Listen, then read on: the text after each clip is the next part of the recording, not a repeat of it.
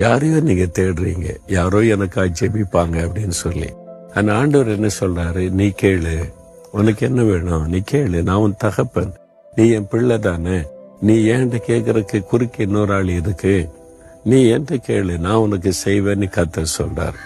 நீங்க வாய் திறந்து எனக்கு சுகம் வேணும், எனக்கு விடுதலை வேணும், எனக்கு என்ன ஒரு குழந்தை வேணும், என்ன வேணும் கேளுங்க, கேளுங்கள் உங்களுக்கு கொடுக்கப்படுன்னு சொல்லியிருக்காருல. நீங்க கேட்காதனால தான் இதுவரை பெற்றுக்கொள்ளவில்லை. நீங்க யாராவது நமக்காக கேட்பாங்க, இப்படியே நம்ம பழகிட்டோம் சின்ன வயசுல இருந்து.